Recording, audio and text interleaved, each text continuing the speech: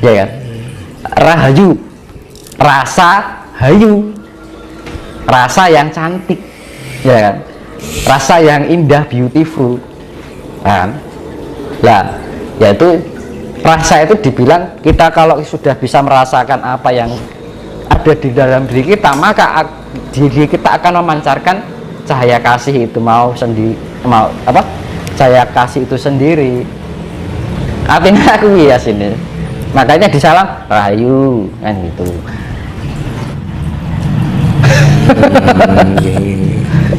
Kan pada nggak ngerti ini rahayu tapi pada nggak tahu artinya kan itu.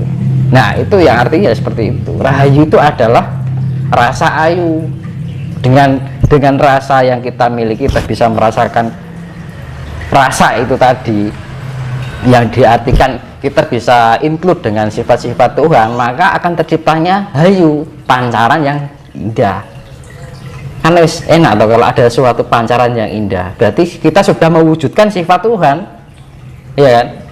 Makanya ketika kita tersenyum, kita bisa memancarkan kedamaian, ketentraman, sifat yang menyejukkan. Itu adalah gambaran dari wujud Tuhan. Kita sudah mewujudkan Tuhan di dalam perilaku kita, ucapan kita, rasa kita, pikiran kita, kan teman-teman. Nah itu sebenarnya orang yang sudah nyawiji dengan Tuhan seperti itu. Itu konsep ya, yang artinya sudah manunggal karo Gusti, manunggaling kaumpo lan Gusti, sifat yang Tuhan yang include di dalam diri kita. Karena kita merasakan keberadaan Tuhan itu sendiri. Ketika kita bisa merasakan keberadaan Tuhan, maka mulut kita harus tetap bersandarkan kasih, pikiran kita berlandaskan kasih, ras kita merasakan juga berlandaskan kasih, perilaku kita juga berlandaskan kasih. Maka dengan kasih itu bagian dari perwujudan Tuhan melalui perantaraan ucapan kita, pikiran kita, rasa kita, perilaku kita. Kan gitu, selesai Pak. Okay. Makanya saya bilang satu kitab itu ayat 1 kasih, ayat 2 kasih, ayat 3 kasih, sampai 1000 ayat kasih, selesai. Kalau kita beraneka ragam ini itu, harus melarang ini itu, kalau nggak tercapai masih bisa menyalahkan orang aja, berarti kasihnya di mana kan gitu. Nggak ada orang yang tidak ada kebenaran selama kita masih bisa menyalahkan kan ya. Tidak ada kebenaran, tidak ada yang ditinggikan selama kita masih merendahkan, ya kan. Kalau menyalahkan orang kan secara nggak langsung kita merendahkan orang loh, kan gitu. Nah kecuali kita menasihati, beda lagi. Ngalahke kalau nasihati beda loh, ya kan. Memberi masukan atau sharing beda lagi. Kalau nyalahke kan sifatnya menjat kan. Sedangkan kita tidak lepas, kita sendiri kadang-kadang tidak lepas dari sebuah kesalahan kan gitu. Lanjut Mas ke pertanyaan selanjutnya. Dari Mas Yono D. Mungkin pertanyaan buat Mas Tinus. Penjabaran Bapak Adam dan Ibu Hawa, karena tiap narasumber beda-beda penjabarannya. Ya itu saya pernah dulu bilang itu ada bahwa itu ya proton dan neutron, elektron itu sifat negatif yang namanya suhu. Lah proton itu yang namanya sifat dari inti atom di dalam nukleus itu proton terdapat neutron. Neutron itu ya mani gitu Mas. Makanya di dalam kehidupan ini akan tercipta karena ada unsur plus dan minus. Sebenarnya Adam itu. Kalau saya bilang kalau Adam berwujud manusia, enggak. Manusia pertama ya manusia purba itu karena mengalami proses revolusi, pembaikan. Dulu itu pertama dari hewan air, terus hewan darat, ada kehidupan setengah manusia setengah hewan, ya kan. Terus sekarang ada penyempurnaan. Dulu kan manusia setengah hewan lebih dominan hewannya daripada manusianya. Terus ada revolusi lagi, lebih condong manusia daripada hewannya, manusia purba itu. Terus revolusi sampai ada penyempurnaan sampai sekarang. Makanya orang dahulu sampai sekarang ganteng-ganteng sekarang gitu kan, karena ada revolusi kan terjadi itu berjuta-juta tahun Mas, revolusi itu. Iya.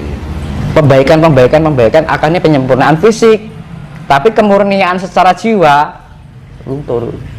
Jadi antara dunia nyata, dunia yang sifatnya alam gaib itu kayak berkebalikan Mas. Sebagai penyempurnaan fisik, sebenarnya secara jiwanya ada itu pengurangan. Bukan, jadi makanya itu dunia dan surga itu ibarat bolak-balik.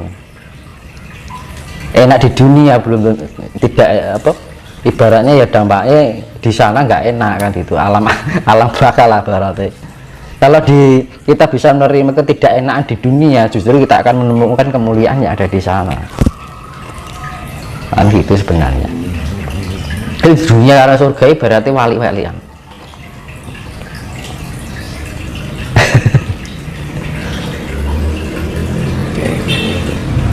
Nah itu nanti kan saling alam ini kan saya bilang tadi alam leluhur itu membantu proses kinerja alam ini kan menuju suatu kemurnian. Nah kita saling melengkapi. Makanya ketika kita ada ini kita harus menself-frekuensikan antara diri kita leluhur dengan alam saling melengkapi. Akhirnya timbul sebuah kekuatan nanti. Dan nanti yang tidak bisa menyatu atau tidak menselaraskan dengan alam, ya wes, tidak dilayakkan di peradaban baru.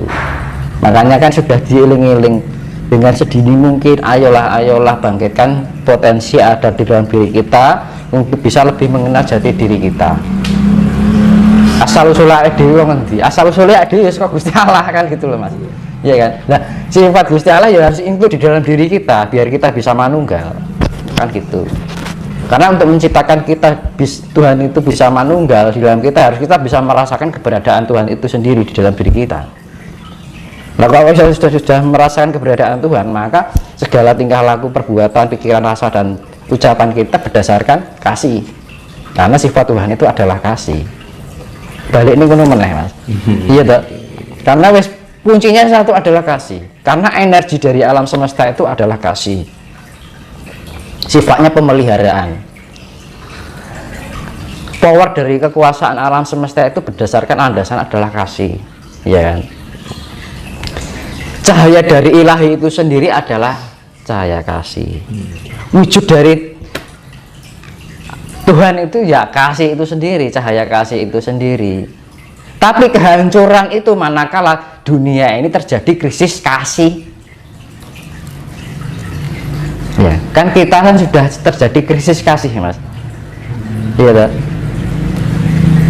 Tidak segan untuk merugikan orang lain, mencari keuntungan diri pribadi.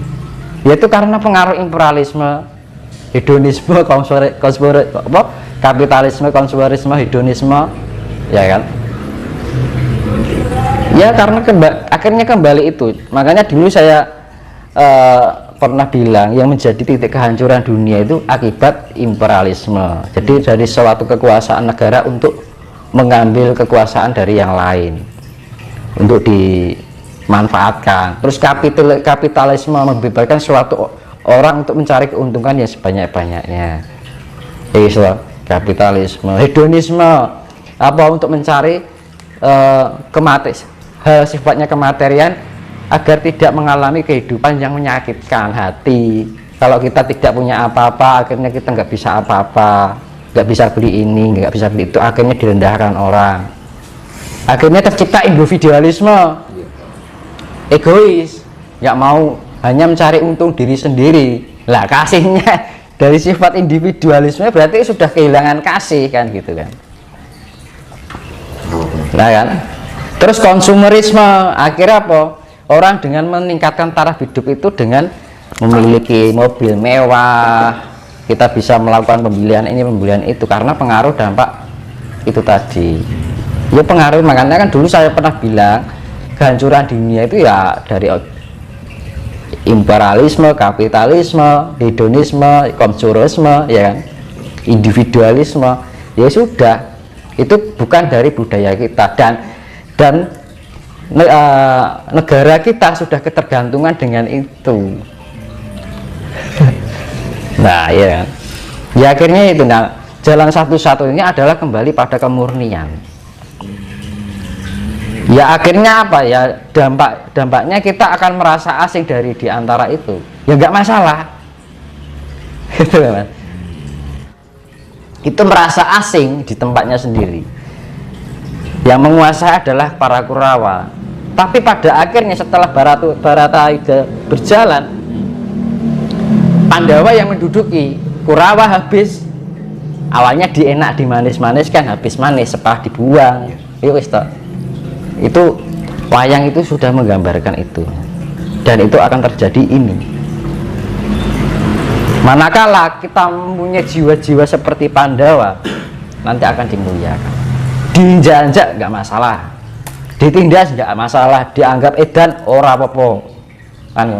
Zaman sekarang kan gini, orang yang waras dianggap gila.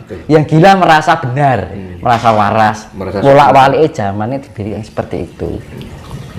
Saya ulangi lagi, zaman sekarang itu yang waras dianggap gila, yang gila mengaku dirinya waras. Itu sing dibilang awal-awal zamannya seperti itu. Dan ini sudah merajalela. Itu. Lanjut Mas. Iya.